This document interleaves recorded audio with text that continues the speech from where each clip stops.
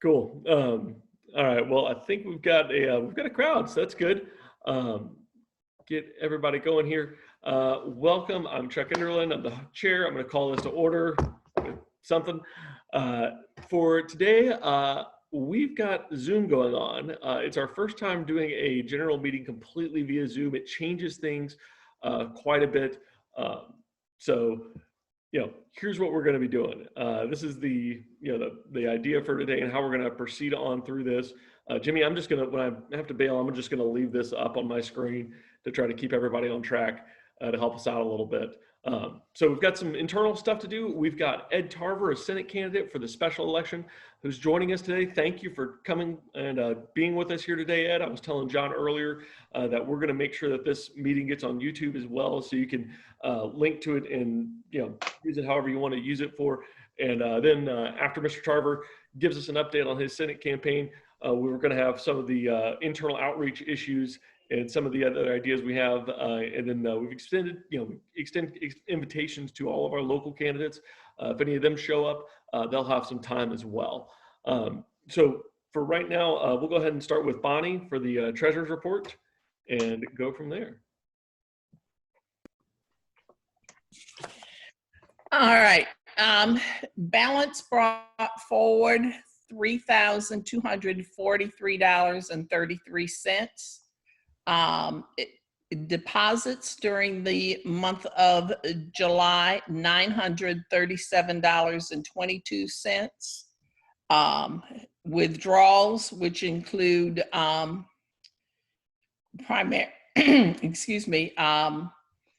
campaign donations, and basically with neighborhood Netz, we had deposits of $525, and then we reimbursed that back to Al. So our expenditures for July were $1,750.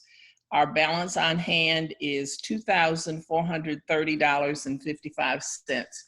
Since we are going totally electronic, anyone that has not made any dues payments, either due by mail to our post office box 276 in downtown Noonan, or using the Act Blue on our website, has been very efficient. Most of our deposits during the month of July were via electronically, and that has worked out. It costs us like less than $2 a month for you to do that. Not $2, and not $2, again, $2 a month, no matter, it's not per item. It's, I think, it's like last month it was $1.33. All right. Oh, let me just say, if you have, if you want to do something electronically and you want it earmarked, for instance, specifically for neighborhood Netz, send an email to the web, to the chair email, indicating that I gave $50 online and I want that specifically to be used for neighborhood Netz. Otherwise, it goes into our general funds. Cool. Thank you, Bonnie. Any other questions? Any questions from the floor for Bonnie here? I'm going to scroll through. If you have a question, you can unmute yourself and speak up. There's a raise hand function in Zoom. You can also just start waving at the screen, and I'm scanning through and looking for everybody. Don't see any hands raised. Don't see any other concerns. So we will continue on with the next item on our agenda. All right, cool. We got a bunch of people showing up. This is great. All right. So an update on our electronic meetings and kind of how this is going into how we're going to handle the things going forward. So last week, the Biden campaign, the Democratic National Committee, the Democratic Party of Georgia, all passed guidance down to campaigns and to parties and groups across the country to suspend in-person meetings until further notice and do everything electronically. So that's what we're doing. Your committee voted on Sunday before our first committee meeting to do that and to to move all of this online. We're using Zoom. This gives us some opportunities and some options, makes things a little bit challenging sometimes. There's going to be some kinks and some things that we'll have to work out and figure out as we go through this. So if you've used Zoom before and you have ideas for best practices, that would be great. Send them to us. Our subcommittees, our Get Out the Vote committee, which you'll hear from near the end of the meeting, our finance committee, our membership outreach committee, our candidate recruitment committees, they're still doing the work that needs to be done, especially our Get Out the Vote committee. This is that peak season for them. And so they'll be able to use this same Zoom setup as well for hosting their meetings to get that going. And we're going to be needing that because if we're going to emphasize absentee ballots and get that going, hey, this is something that we'll have to do through the web, through remote usage. So this is the challenge we're going to see for a while. And when I talked to the Democratic Party of Georgia about how long this was going to stay, their expectation is that through at least the election season or the end of the year. If you've been following the news, you've seen that everything's going crazy. The Marlins are currently leading COVID 20-19. Thank you, Jimmy. Google's not having their employees come back until June. Microsoft just announced they're not having their employees come back until January. So my expectation is this distributed reality may be our new reality for at least sometime into 2021 as well. And that's going to weigh into how we do Get Out the Vote operations and recruitment for the municipal elections in 2021. That's kind of been my emphasis is let's look at some of these elections that have really low turnout where we can win with just sheer turnout.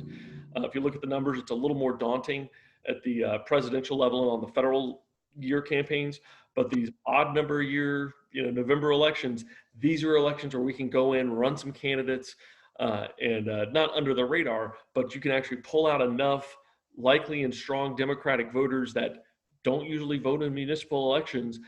And with that, you can flip the entire, flip the tide. And in Newnan, for instance, you could take control of the entire Newnan City Council by doing that. So that's kind of where we stand with electronic meetings and what we're going to be doing going forward, how this is going to work. Jimmy Glenn is with us. He's got, if there's any updates, from him, he'll be able to pass that because I'm going to have to leave at about 10 o'clock. Committee elections. So we've had a bunch of people have gotten busy or gotten into college and had all sorts of other things going on and have had to leave and go do other things instead of spending their Sunday afternoon or their Monday evenings working with the committee and making the decisions. The Coweta County Democratic Committee is the actual legal authority that makes all of the decisions for the party. It's kind of like the board of directors. And we have 30 positions. They're elected to 4-year terms every alternating even numbered year. So this year we've got over 15 posts up. I think District 5, which is kind of downtown Newnan-ish, is the only county commission district that doesn't have more than 3 seats available. Every other district in the county has 4 or more seats that are up for election this year. This includes, of course, our committee members that are up for re-election this year.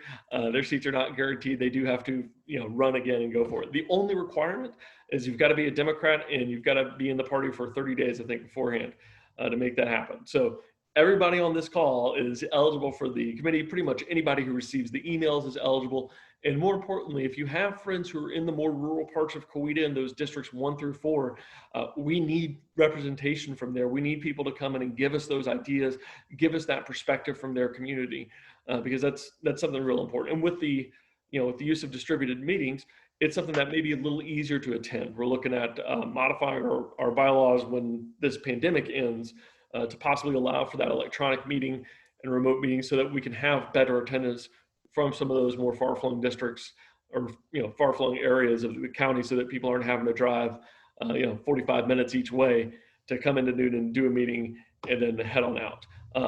They're 2-year terms. The election will be no earlier than our October general meeting, and then no later than the end of November. The reason for that is our bylaws state that you take office the first day of the month following your election. So it would be kind of mean to elect you to the committee and then not allow you to vote in officer elections in December. So to prevent that, we're going to make sure that we have those elections before the end of November so that we can all come in. You'll vote on a chair, 2 vice chairs, a secretary, and a treasurer for our committee. This work is important. The biggest thing we do from an electoral perspective is we can qualify candidates for county level offices. And there's a lot of those. It's not just county commissioner, it's all of the, the county coroners, the county examiners, all of the different level county positions are elected, and we can qualify them. It saves money for the candidates, and then we can give that money right back to them and help them out with that. We also are allowed to get involved in nonpartisan elections, which are the municipal elections. And our rules specifically state we can jump in on those with gusto. And like I said, those are elections that we can really go in and make a difference and win. But that doesn't happen if we don't have people who are willing to go in and put in a little bit of time each month. Just a second, lady, put in a little bit of time each month and make these elections happen. So if you want to run for county committee, just send an email to me. It's chair.cowetadems@gmail.com. You can also leave a message in the chat because I'm saving that too. And we'll get back to you and get, make sure that you're able to run for election and get you on the committee. Jimmy, you were holding up before. Was that for the October meeting date or something I missed? No. It's the committee terms are 4-year terms. It's not 2-year terms. Sorry, officers are 2 years. The committee members are 4. Thanks, Jimmy. That's why we have friends like Jimmy to help pick up the slacks when the chair forgets to unmute himself or anything like that. Are there any questions about the county committee, either what we do or how we're going to run the elections? I didn't mention that. They're going to be a caucus style. So to accept nominations from the floor, we're probably going to set it up with multiple Zoom rooms, and it's going to be just a small mess instead of those might be staggered by time so that I can jump in and kind of lead everything. They might be, if we have other people who have used Zoom, we might spread them out a little more. But basically everybody from whatever county commission district it is will come together. There will be nominations either from people who have already submitted them or nominations from the floor. Just someone said, I want to run, and someone else says, that's a good idea. Hey, congratulations, you're on the ballot. We'll create a ballot and probably do it through Zoom. We'll vote. And if there are open seats, we're going to fill them starting with the elections due in 2020. And then if we have, for instance, 4 open seats, those first 3 for 2020 will get filled. And then the 4th candidate would fill the seat term expiring in 2022 because we need as many ideas and as many people and as much help as we can get doing this. Again, the committee mainly makes the decisions. The work, you can do it outside the committee. There's nothing requiring committee membership unless you want to be one of the officers responsible for doing stuff like this. And there, I can guarantee there will at least be 1 open officer position this year because our secretary has had to step back and take care of some other stuff on her end. So right now we have no secretary, which is also why we have no minutes to approve. We're going to take care of that for the next meeting and get all of that caught back up on that. And are there any questions on county committees, additions? I'm seeing no hands. Awesome. Let me double check this chat window. Okay, cool. There's that. All right. And why is it not popping up the share screen? There we go. Okay.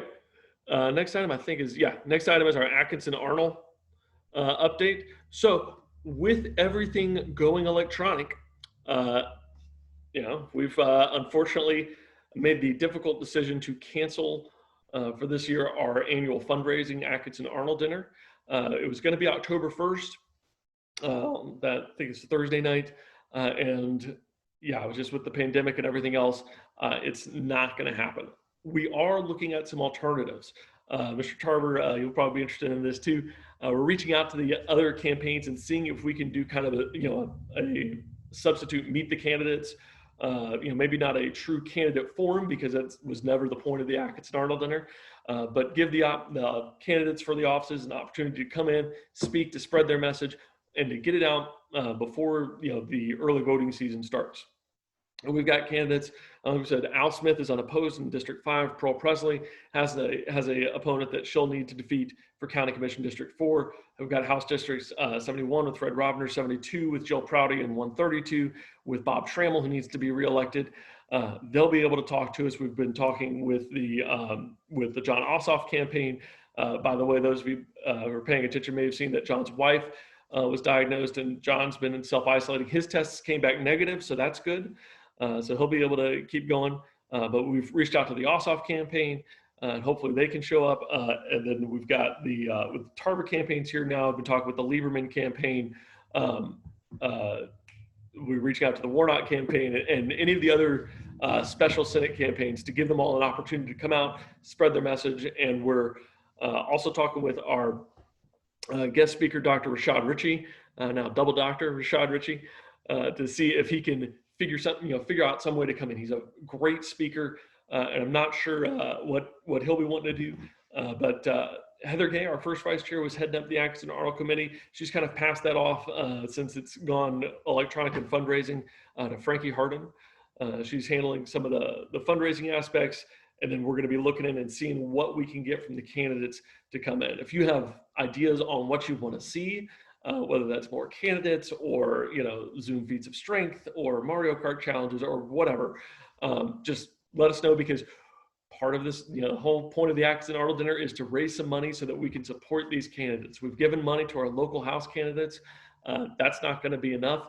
We need to get communication out and distribute mailers. We need to make videos for people to show them how to fill out absentee ballots. We need to make sure that we have people who can get out to the polls, and we need to make sure that we have volunteers and supplies on election day to go into those lines and give out drinks or blankets or hot coffee or snacks for people who are waiting in line to vote, because the pandemic is still going to be going on because we refuse to do anything about it at the state or federal level.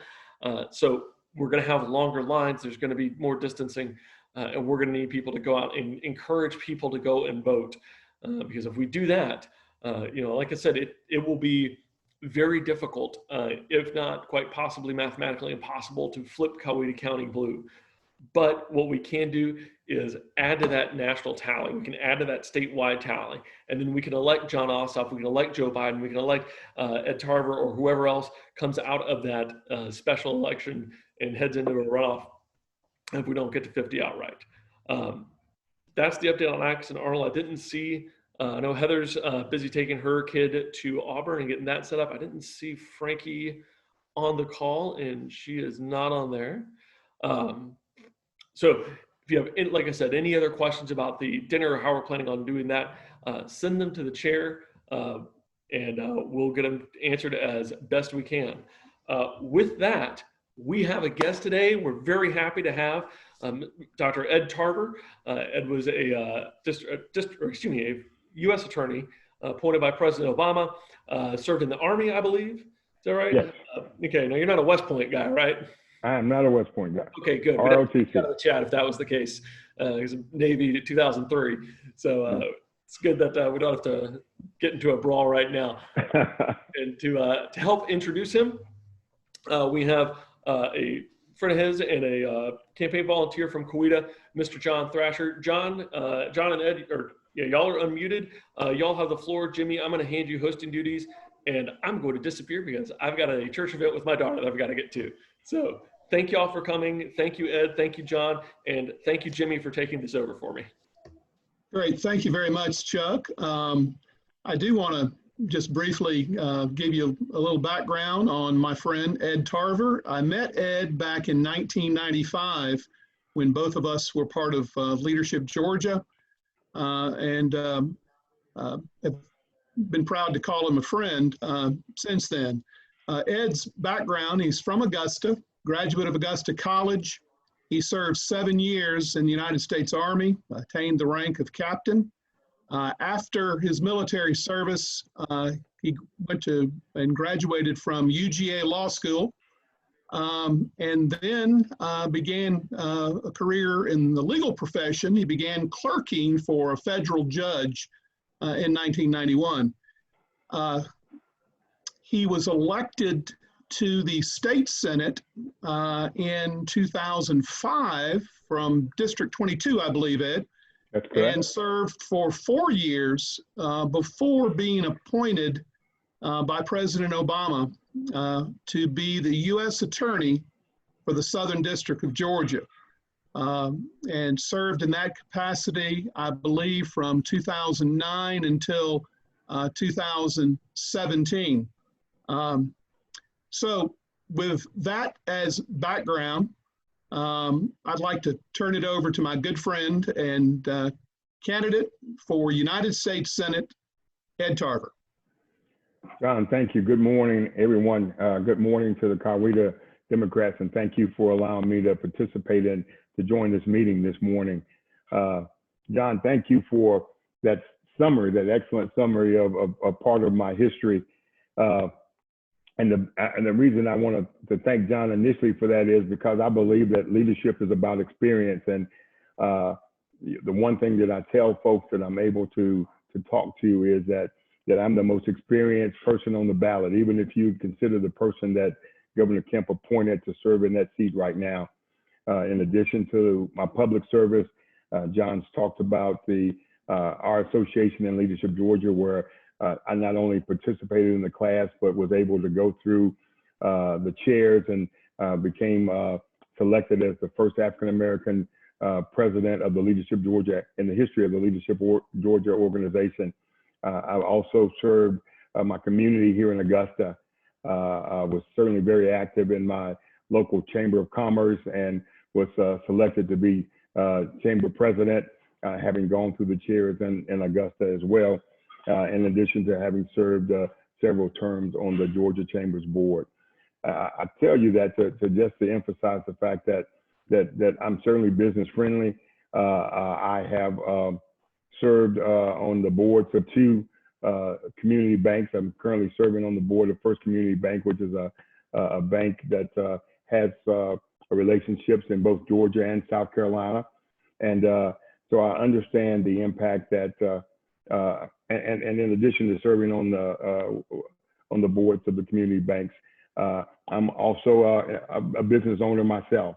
I have a small law practice with my law partner, Ed Enoch, and which I started after leaving the U.S. Attorney's Office in 2017. I think that based upon my interaction with Georgia voters across the state, it seems consistent, and it doesn't matter whether you're a Democrat or a Republican. Georgians aren't getting from Washington what we need, what we expect, and it's time for change. Certainly would like to focus on the issues that affecting us. Many of those issues have been enhanced or highlighted by the pandemic. I don't think any of us on the ballot who will be on the ballot on November the 3rd expected that when we qualified that we would be in the midst of a pandemic, that we would be relegated to reaching out and communicating, campaigning, trying to persuade people using Zoom and telephone conference calls and snail mail. But that's what we've been faced with, and I think certainly my campaign has made some adjustments, and we're trying to be as flexible as we can so that we can rise to the challenge. So I really appreciate the opportunity to be with you this morning. I'm running for the United States Senate because, as I said, I'm not satisfied with the polarization, the inability to get things accomplished that we see on a daily basis. I have the support of my family, and my wife has just kind of joined off to the side. I'm trying to coax her to get on the screen to say hello, but she is a little reluctant right now. But we are committed to Georgia, have been committed to Georgia for a long time, and I am from Georgia. My parents were born in a little community in Georgia, Blythe, Georgia, which is right outside of Augusta. And part of what I tell folks is that one of the things that has drawn me most to public service is the experiences of my family. My father had to drop out of high school, and he entered the military. He was underage actually when he was able to get into the military. And the reason for doing that was that his father died when he was a sophomore in high school, leaving his family without a safety net. And so he joined the military to help provide for his mother and his sisters. And I'm always moved by the fact that my grandfather, who became ill while working at one of the Kaelin facilities in Jefferson County, Louisville, Georgia, became ill, needed medical attention, and the only solution available to him at that time was to throw him on the back of a truck and drive him to Augusta, the University Hospital. And obviously, by the time he got there, he had died. And to think that today his grandson, who he never met, is running for the U.S. Senate, and we're still facing the same problems with healthcare that were faced back 80 years ago. Access to healthcare, access to adequate healthcare in a timely fashion for people of the state of Georgia. So that's certainly an issue that's extremely important to me, and one that I'm committed to working on as we go forward. The other is, quite naturally, my professional role as an attorney, and also my experience having clerked with Judge Dudley Bowen in the federal court, and then having served the Department of Justice under the Obama administration, is certainly concerned about what's happening with our criminal justice system. One of the things that we focused on as during my time as U.S. Attorney was just the racial imbalance. If you go into our prison system, and it doesn't matter whether it's at the state level or the federal level, you find that 75 to 80% of the people who are incarcerated are African Americans or Hispanic or some other race. And I don't believe, I don't accept, I don't embrace this notion that people of color have a greater propensity to commit crimes. I'm concerned about the studies that have come out of places like or organizations like the Brennan Institute that indicate that if you're black or brown and you have an interaction with law enforcement, that if you're stopped, you have a greater there's a greater probability that you're going to be arrested. And if you're arrested, there's a greater probability that you're going to be convicted of some crime. And if you're convicted of some crime, there's a greater probability that you're going to be sentenced to some lengthy term of incarceration. And the fact that in 2020, in this country, that we incarcerate more of our citizens than any other country on the planet says a lot. I remember as a student growing up and going through the public school system, one of the things that we always learned in school was about the oppressive systems that you would find if you went to China or if you went to Russia, and how they would imprison people without adequate justification. Well, it seems like we have leapfrogged over them, and in our efforts to provide a safe, free society for all, our solution is to incarcerate a lot of people, which is what has happened. And so I would certainly like to continue some of the work that we started during the Obama administration by looking at the fair sentencing to make sure that what happens in our court system is consistent nationwide.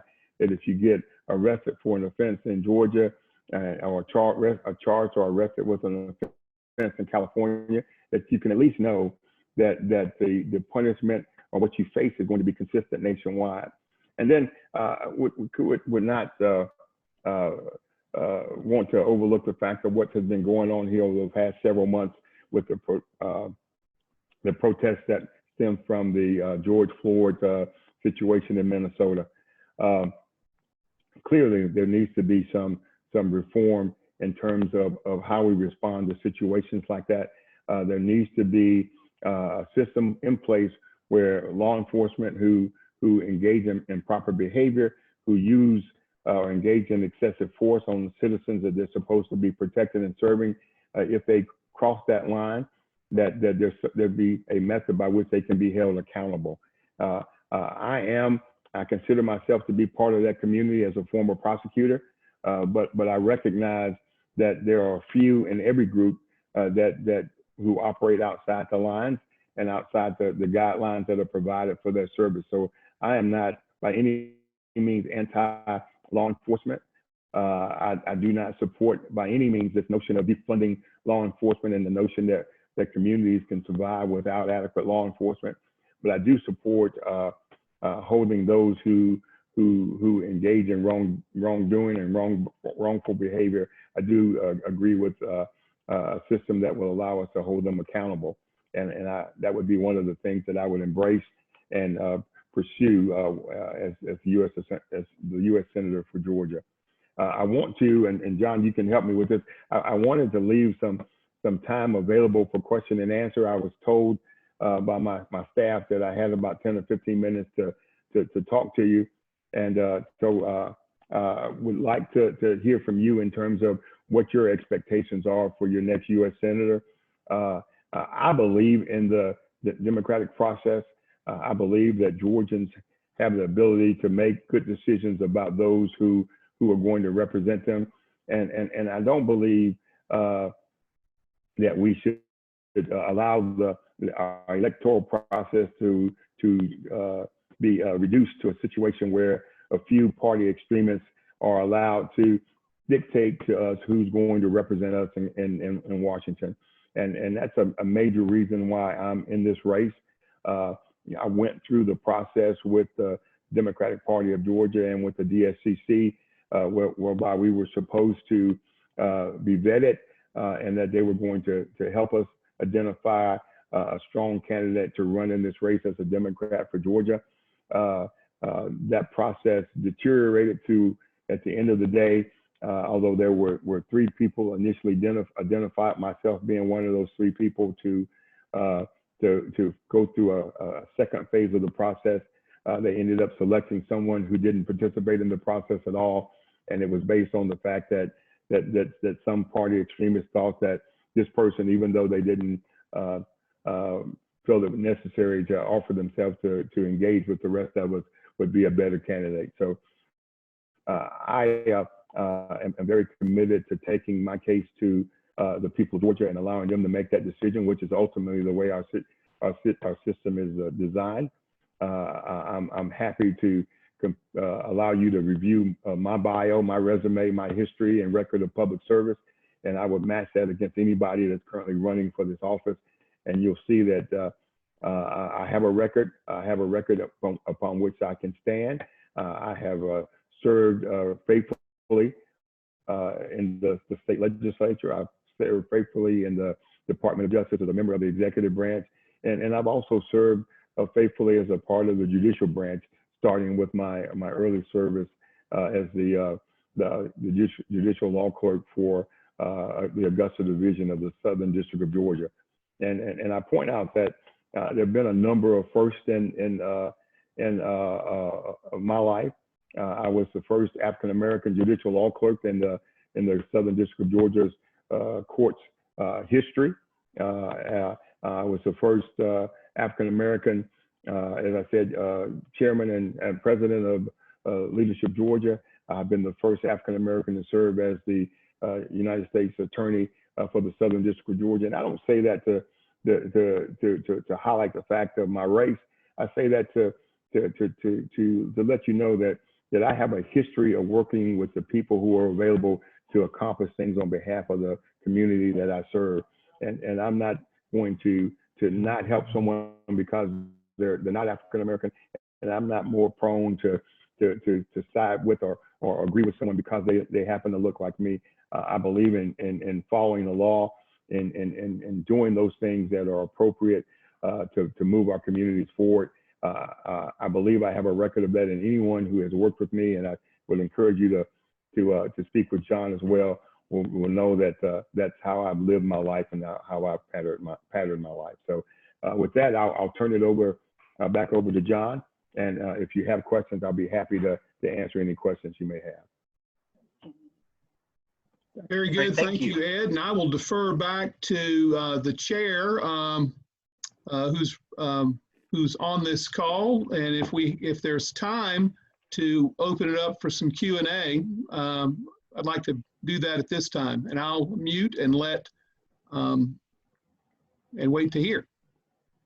Yeah, so as Chuck mentioned, he had to run because of my position as 3rd Congressional District Chair. I've he's kind of asked me to be the acting chair for the rest of this meeting. Yeah, no, let's open it up to questions, and just due to my nature of, I'll start because I just have, I have two. So Mr. Tarver, were you one of those, did you retire from your position, or were you one of the many U.S. attorneys that were released by the current administration? I was released, but I will qualify that and tell you that after the election, I had submitted notice to the Department of Justice to the Attorney General, U.S. Attorney General, that I had selected a date to leave office.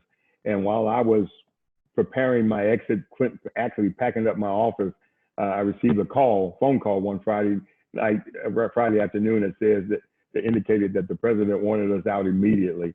And so I was already headed that way. So technically I was fired, but I had I won't say a foot. I had a leg out the door already, and I just didn't move fast enough.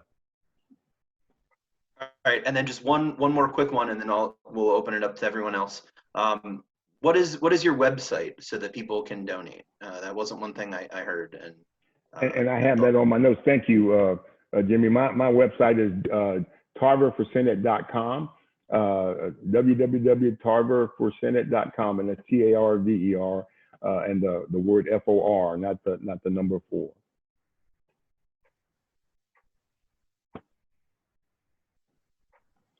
All right. Does anyone else have any questions for Mr. Tarver?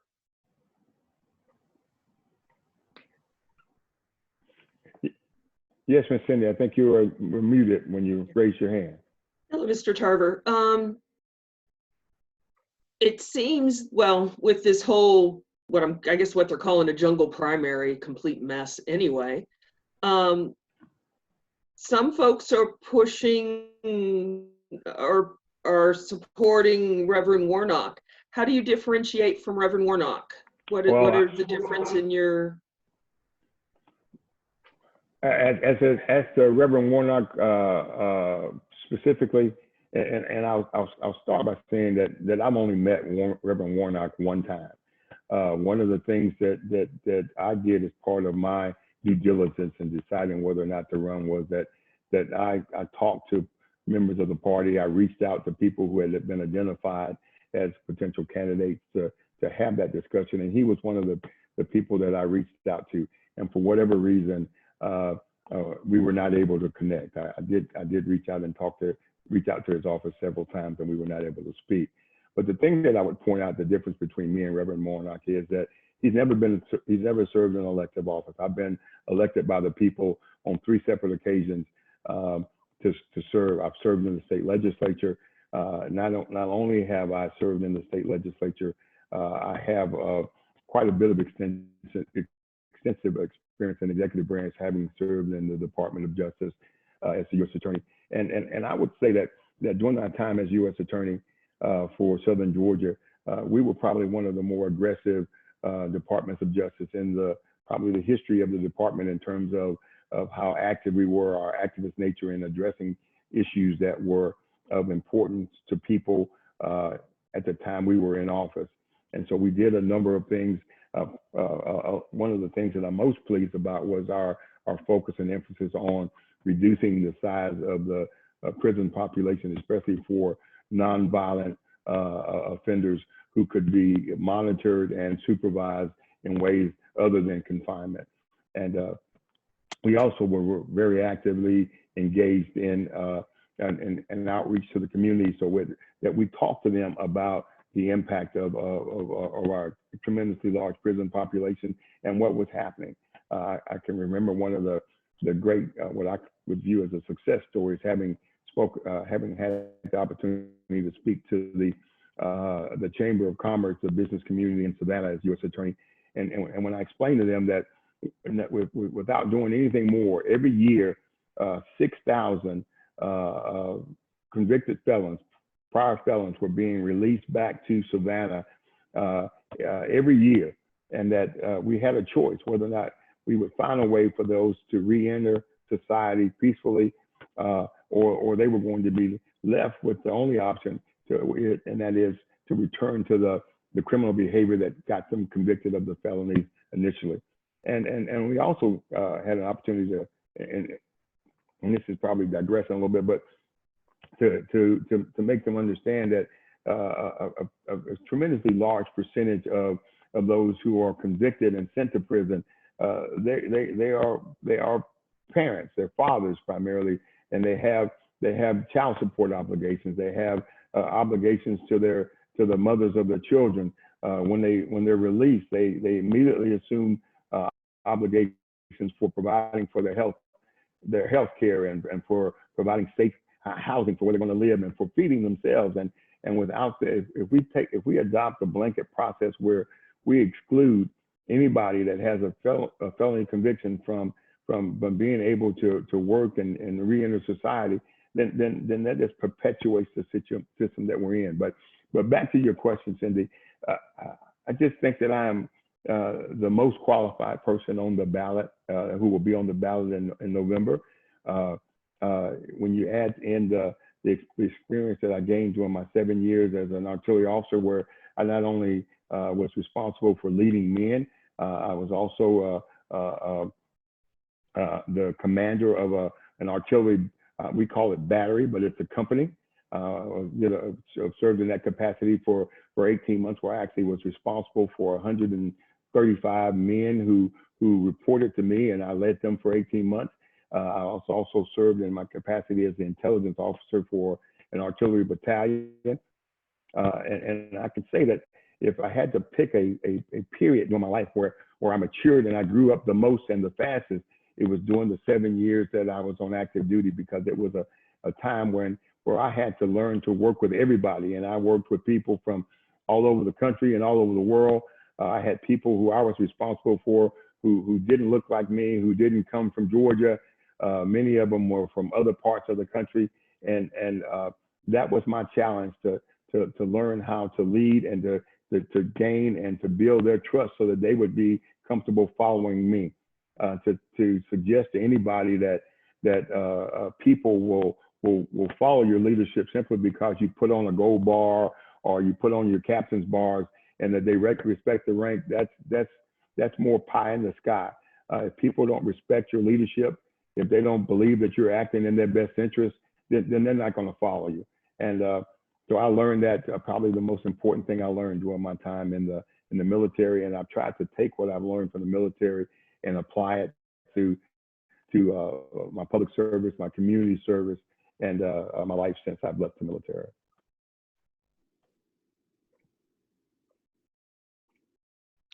Right, I have a question. Yes, ma'am. First of all, I really like what you've said so far. You just touched on really the question that I have, as far as, I know one person can't change the world, but I'm glad to hear that you are committed to working for all people and representing all people, because that's the biggest problem we have going on at the federal level, is the division, the hate, them against us. And we have to bring this country back together. I feel that we're going backwards as far as racial issues are concerned. And I don't think our country, hopefully our country doesn't want to go back to that. So we need people that are going to bring the country together again. We're all Americans. We all need to be treated as human beings. And it seems like you have vast, experience in so many areas, but really we need people that are going to stand up against this hate, this division. And it's just sad to see where our country is going. So I like what you've said, and I'm glad that you are committed to working together, because if you don't work together, then we're not going to accomplish anything. And that's what's going on right now. So we need more people such as yourself in the Senate position. So thank you very much for coming out and sharing your platform with us. Thank you for your comments. Elsa, I think you had your hand up as well. My questions were answered, and the former speaker said it all for me. I'm all in. You're very convincing, Mr. Tarver, and thank you so much for coming. You've informed us a lot, and we're very proud to have you on the ballot. Thank you for what you're doing. Thank you very much. And I certainly enjoyed being here with you this morning. And I look forward to, I still hold out hope that I'll have an opportunity to get out and to actually see people face to face, and to one day be able to shake some hands again, and maybe even share a piece of fried chicken. This has been a very difficult election process. Well, maybe Thank the you, fried chicken isn't such a good idea, given the pounds I'm putting on at home. You sound like my wife. Well, Ed, speaking of which, is Carol still in the room? She is. Carol, come around and say hello, please.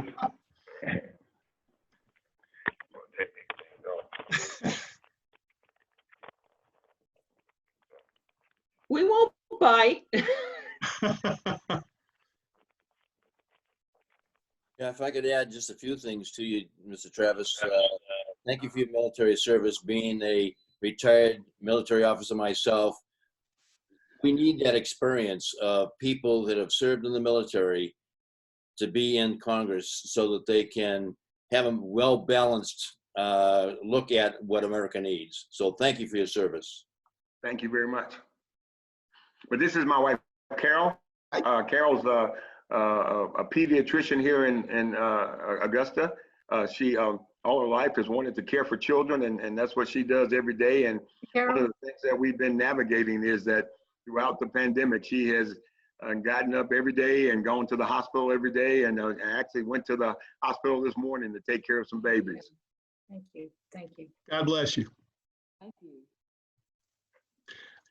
I want to just mention for everyone that's on the call is that Ed will be having a Tarver for Senate campaign event via Zoom, of course, on Tuesday, August the 25th at 7 p.m. And that's especially for Coweta County folks, and look forward to that. I want to echo what Norman had said in terms of Ed's military service. If you take a look on the federal level at the Congress, it's amazing how few of our representatives have any military experience. Of course, we have a commander-in-chief who apparently, because of flat feet, is that right? Did not serve. So I think it's important that we have someone, this is my personal opinion coming from a military family, that we have someone with Ed's background.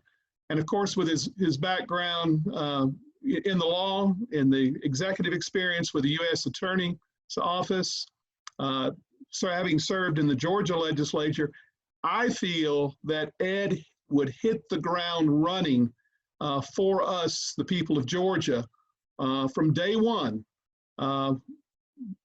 should he be elected. And I certainly hope he will be, and I hope you can support his candidacy. That's all I've got. Thank you, Ed. And Thank you. Coweta Thank County you. Democratic Party. Thank you. Thank you guys for coming. Thank you. All right, I will allow you to, I will leave your meeting, but thank you very much. I look forward to interacting with you again soon. So do we. You are, feel free to stay if you wish, but if you've got other meetings to jump onto, feel free to jump off. Thank you. I have another appointment, but I will hopefully reach back soon. All right, so the next order, there we go. The next order of business is the Neighborhood Netz initiative. And Al, I see that you're on. Do you want to talk a little bit more about that? Good morning. Good morning. All right. So thank you for giving this opportunity, and I appreciate Mr. Tarver for his information. I have to hold down space bar to stay unmuted. Okay, just very briefly, the Neighborhoods Netz initiative begins next Saturday at 12 o'clock at Boone Drive Park. I'm asking anyone who is going to help in this outreach to the community to meet me at Boone Drive Park at 11:30. Because of the COVID-19, Elsa, did you raise your hand? I'm gonna be there. Because of COVID-19, we have to be particularly cognizant health concerns. We are asking. I know Bonnie has a thermometer. We're gonna need the thermometer. We also need gloves and masks and hand sanitizer, and we're going to practice a strict 6-foot social distancing from one another and the participants.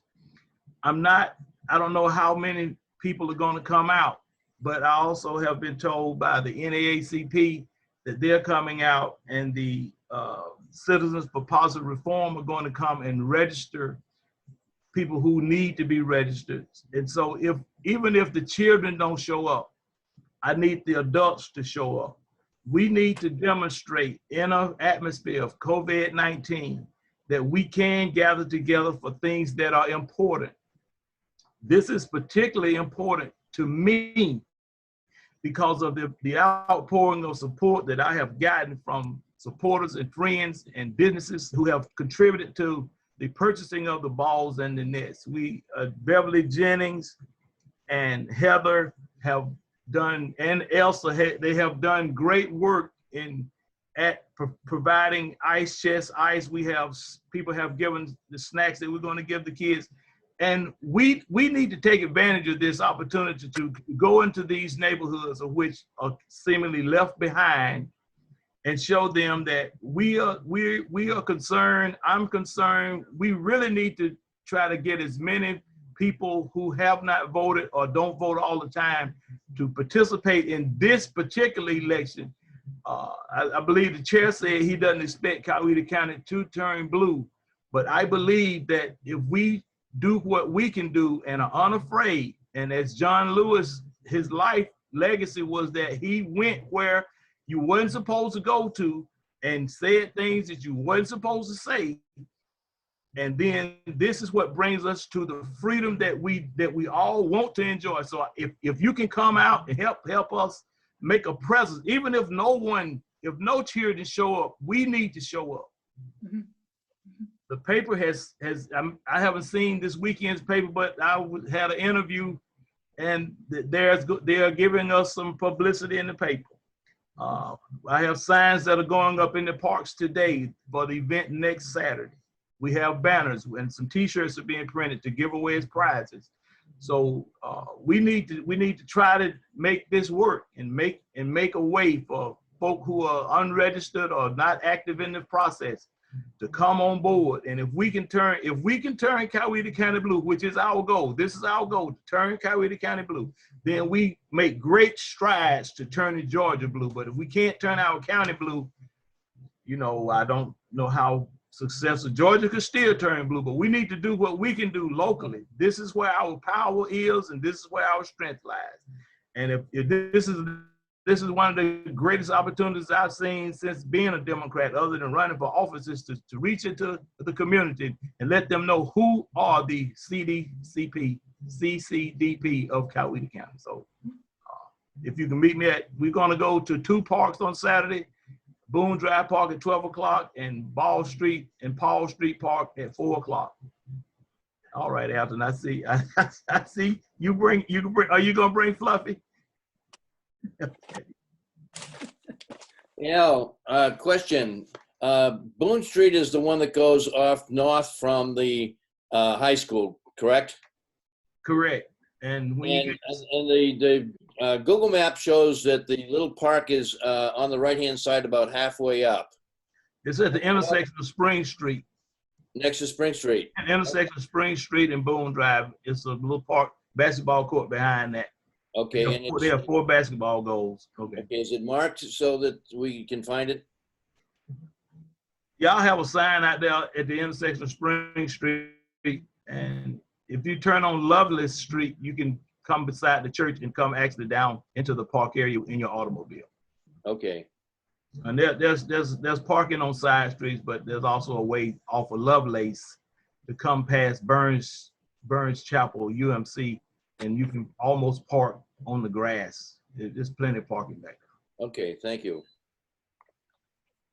Hey, Al, are we also going to be encouraging people to fill out the census as well? I know there's a lot, I mean, there's a lot of things we need to have people do, register to vote, actually vote, but I think the census is another big thing that, especially given the fact that with COVID, people have it's kind of lost, lost Yeah, the and forefront of people's mind. I think the deadline is fastly approaching for the census to stop. If you have a device, a phone or a laptop, something like that, you may be able to help people with their census registration.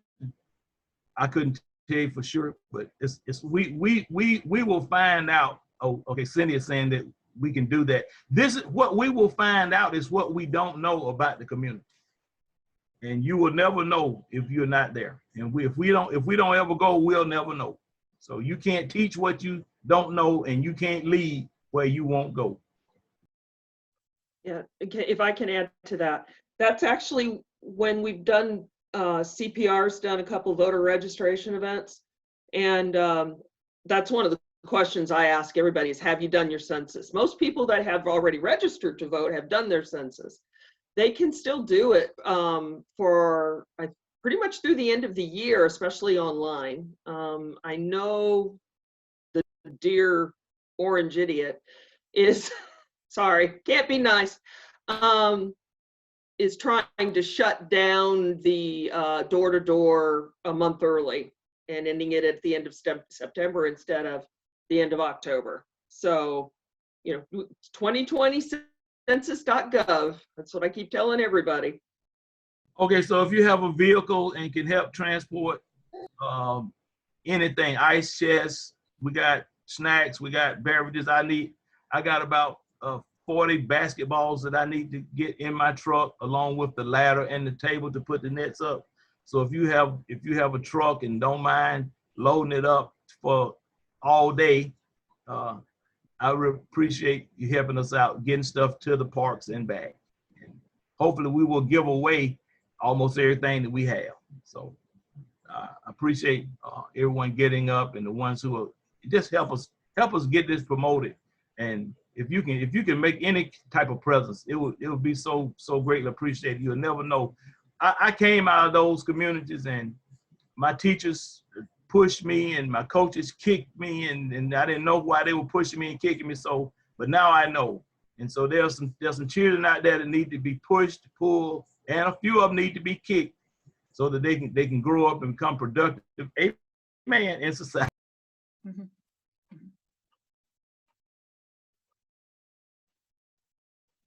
Alrighty, so the next thing on our agenda is bumper stickers and swag. So I know that we every meeting we talk about the fact we have bumper stickers available.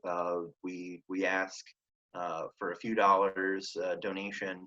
I think it's been talked about a few times to do some additional swag, so T-shirts or things like that. But those are available. Elsa, do you want to talk about that a little further?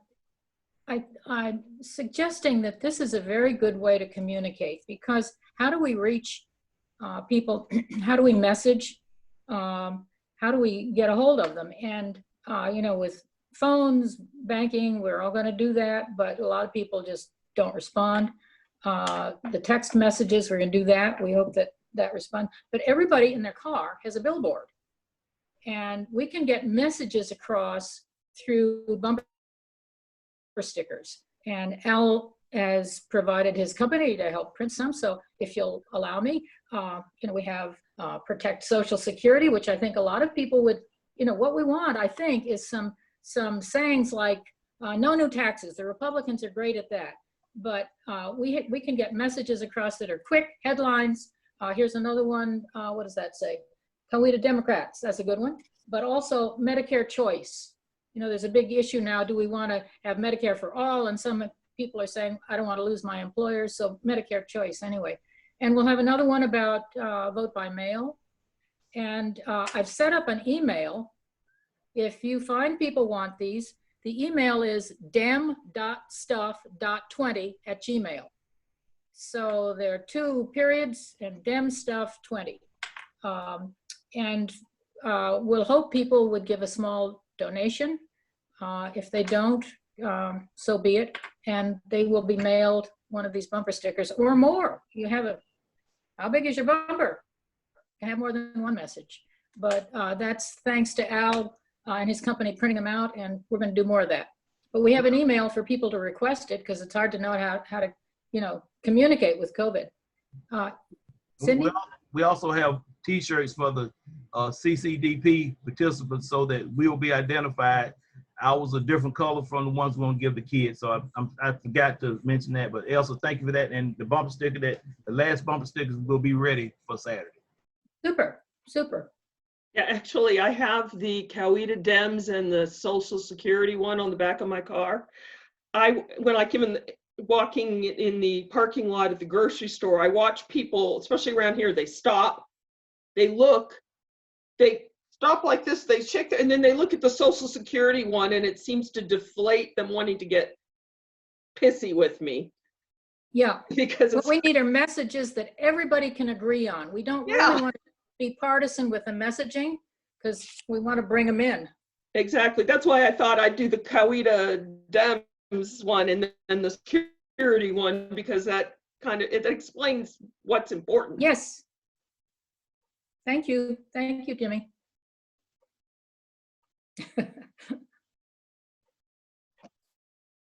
All right, so the next thing we're going to talk about is the GOTV efforts. So Cindy, you have the floor. Yeah. Well, things are starting to heat up. I don't know if everyone, well, some folks that are on this call heard me on Monday night when I said that in the month of July, 6,002 voters registered, new voters registered in Coweta County. Wow. Yeah, I don't know, you know, I can't attribute it to efforts of the committee at this point, but I really do think that the CPR group, of which I'm their voting reform lead, and the you know, just the protests have gotten a lot of voters around here to think about registering to vote. So I'm really pleased with that effort. You know, with the days of COVID, we can't go door to door, which is, you know, one of the most effective ways to get to folks and explain, you know, the positions and the candidates and so forth. So I'll be setting up phone carding through Vote Builder and stuff, meeting with Chuck on that tomorrow. And then there will also be phone banks, Coweta County specific, that will be coming up after the August primary is over.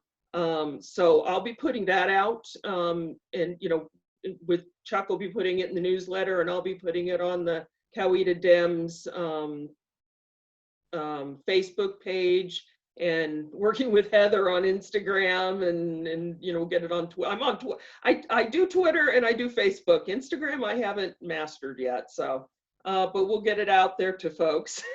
And hope you will help out, because we just got to touch as many voters here as we can, especially with our reduced circumstances of you know, actually shaking hands and saying hello in person. Mm-hmm. But that's all I had to add. All right, Good thank work, you. Cindy. Yeah, no, so definitely with the fact that campaigning has completely changed under COVID, the phone banking and text banking and things like that are going to be especially important this cycle. You know, they say you want to try to touch every voter 3 times. It's going to be even more difficult with the fact that you can't actually physically shake hands or even just canvassing. So it's very difficult, but I'm glad that there are plans. The coordinated campaign has definitely, while it's taken a little bit to have things going, the organizing that is happening from the state party, I think we're gonna see a lot of things happen very quickly. So just the last thing on the agenda is you know, just any other candidates can speak. So we have 2 that are on the call. Obviously, Al is, while he is an incumbent commissioner, he is running unopposed, but he is technically a candidate. And then we also have Jill Prouty. So I guess, Al, do you want to go first, and then we'll go to and thank you for this opportunity. And Jill, I don't know if you've served before, and we had Brother Tarver was talking about his experience, and I have a different opinion of that. I don't know if he's ever had an experience as a United States Senator. Probably he has not. And any politician who is running for an office does not have experience in that area or in that vein. I'm not sold out that you have to have experience. I think a lot of, and I'm not against anybody, but if you're running for an office, a public office, you don't need experience in that area. What you need is a spirit of righteousness and the spirit of serving people. So anyone who tells you they have more experience, and this experience takes you, it doesn't take you anywhere. The president has no experience being president. Parents have no experience being parents. You have to learn what you are doing. You need to have a spirit of servitude, and that's what counts the most for me. And I just appreciate the fact that anytime someone questions me about my ability or my bona fides to serve as a commissioner, I just simply tell them I don't have all the answers. I'm looking for people in the community who I will speak to give me the solutions. If I knew everything, I wouldn't need to be trying to do anything because I would already have it all, if you understand what I'm saying. Mhm.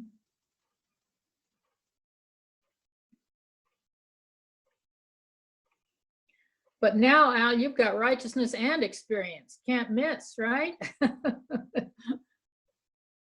Well, Elsa, I wouldn't say that, but I'm glad that you did. So thank you. All right, Jill, if you want to go ahead and unmute and just tell us a little bit about what's going on. Hi, everybody. Good Good morning. morning. I guess the biggest thing I want to let you all know and invite you to tune in is Wednesday, August 12th. I will be part of a Win-List webinar. I'll be part of their panel, and we're going to be discussing women's suffrage. So if you follow, you can go to the Win-List website, or if you follow them on Facebook, you can respond. And like I said, tune in on Wednesday, August 12th at noon. I think it's going to be an interesting discussion. And if you didn't, if you didn't know this already, 100 years ago, women's suffrage was the, what do I want to say, the culture war of the day. So, how far we've come, it's going to be an interesting talk, I think. And there's been an uptick in donations, so thank you for those who have contributed. It's every, dollar, every penny really is going to help us at this point. We have, I've ordered my first shipment of door hangers since, as Cindy mentioned, we won't be able to knock on doors this season, but we can hang things on those doors and leave them for people. So some of what we're going to be doing over the next couple of months is organizing volunteers who will go out into the neighborhoods and start putting these door hangers out. And we have a lot of people working on postcards, and I guess that's about it. We're really gearing up at this point. I've been interacting with a lot of folks online, and I feel really positive going into the fall. So thank you. Thank you for your support. JillForGeorgia.com. You can spell it out, or you can put Jill, the number, the 4GA.com. That'll work too. Follow me on Facebook. I guess I'd mention one more thing. Any of the posts, we're really pushing social media at this point. If you don't follow me, please follow me, and please share our posts. anytime you share, that's an enormous help in getting our message out. I guess another thing I'll mention is we're also going to be shooting some video ads as well that will be going out on social media. So anything you can do to share, that would be much appreciated. Thank you. Thank you. All right, thank you. So before we adjourn this meeting, does anyone else have anything else they'd like to add? Information they'd like to share with the rest of the party? You know, just giving an opportunity for anyone to share anything. Al, question. I have a truck, as you know, and if you need me to and need some help of getting some of that stuff over Saturday, where should I meet you and what time? Okay, thank you, Norma, for that. And also, Cynthia said that she will make her truck available. So I can call you and give you my address, and if you could pick up the basketballs, that'll be great.